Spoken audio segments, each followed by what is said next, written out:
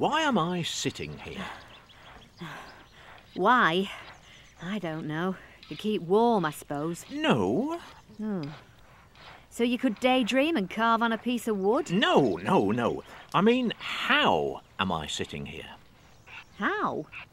You're squatting on a stone. You have been ever since you came back from collecting the firewood. No.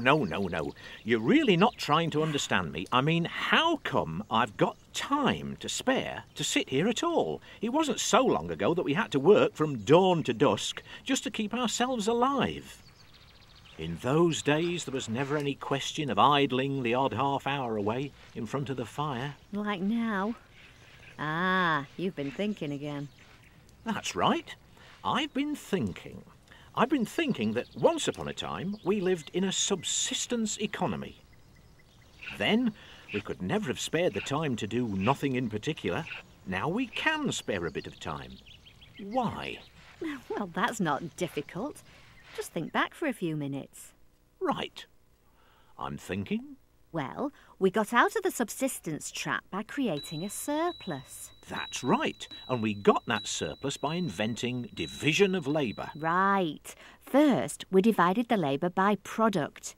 We changed from each family doing a bit of everything to one family specialising in only one thing. Say sheep or fishing and so on. Then we invented another kind of division of labour. Instead of one person making a shawl for themselves, we divided the process between the families. Shearing and spinning, dyeing and weaving. We all made twice as many shawls as we were able to before.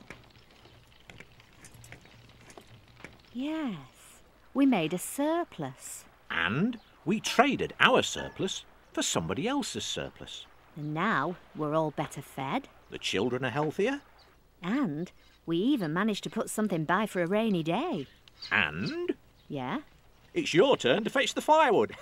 Oh. I wouldn't mind if he did something useful while I do that hard stuff, but all he does is make toys for the children. Hoops indeed. Oh, 6 trips to the forest that lot took me. His turn now. And what use has a hoop ever been to anybody? Hoops. Come on, kids. Hoops. Hoops. Hoops. Ho-ho-ho! Hoops. Woohoo! Hoops. Hoops. Hey, hoops. Look at this. Wheels. Oh. My pile took me 6 trips to the forest. And mine took 1.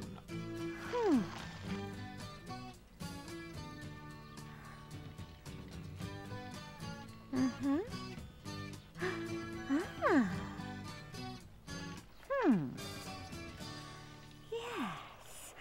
I'll show him. Yes!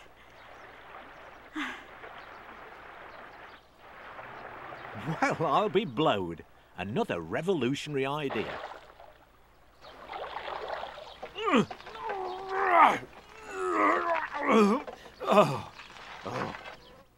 It's all very well for you.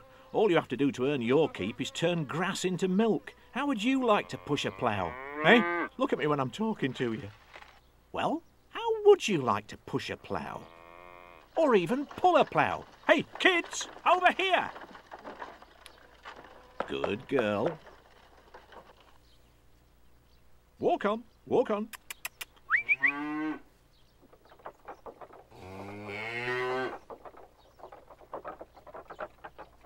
Oh, you've got to hand it to him. First, he invents the wheel. Then, he gets the animals to do the work for him. What next? Hey, what about the really important jobs? Like grinding the corn that makes the bread that gives him the energy to make more toys for the children. Oh, Yeah, what next indeed? Uh-oh, I think she's thinking again. Yet another machine. And yet more surplus. In fact, we only had one reason to invent anything. We wanted to cut down the effort we needed to do a job.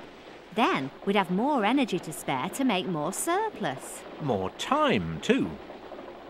Hey, then we could even take time off, have a holiday. That's why we invented machines. After all, they're nothing more than devices which make the energy from our muscles more effective, therefore more productive.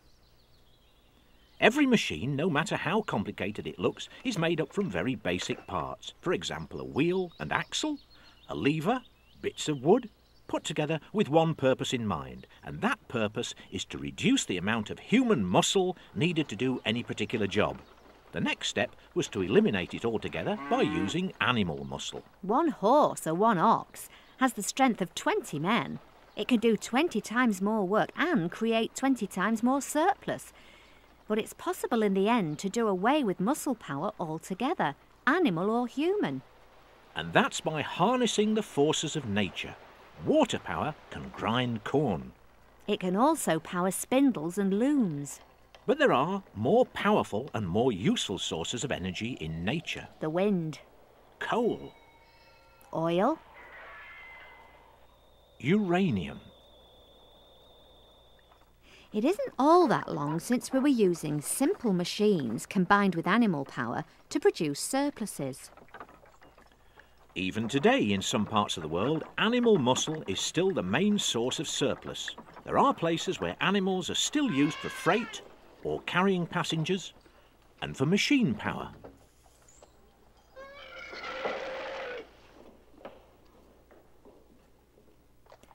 Until the railways in the 1830s, a horse was still the fastest means of travel on the land, just as it had been for tens of thousands of years. But in time, the way the machines were applied became more complicated. But no matter how sophisticated they got, there was still only a combination of very simple machines.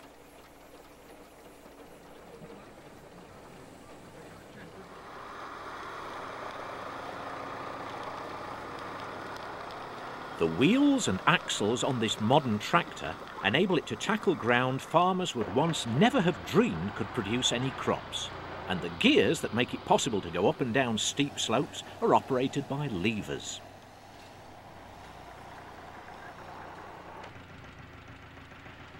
Basic machines combined together make it possible for us to turn nature's energy into huge surpluses. But it's only possible to produce surpluses like these when you can draw the energy you need from one of nature's great resources.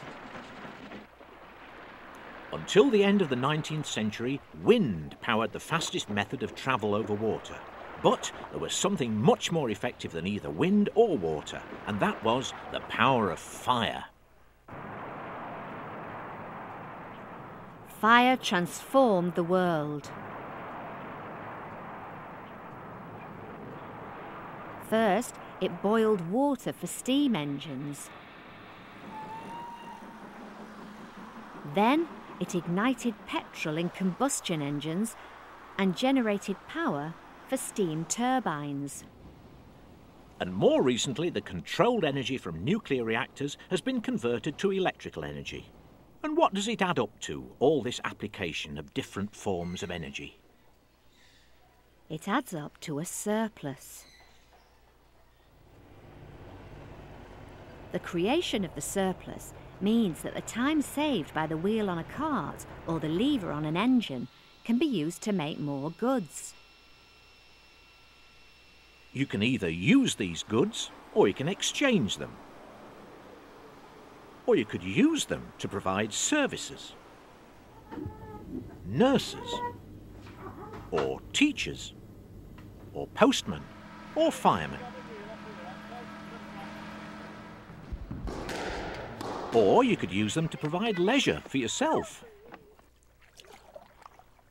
So when we take advantage of a combination of mechanical devices, natural resources, and our own efforts, we create a surplus, And that surplus provides us with the standard of living we have today in our modern world.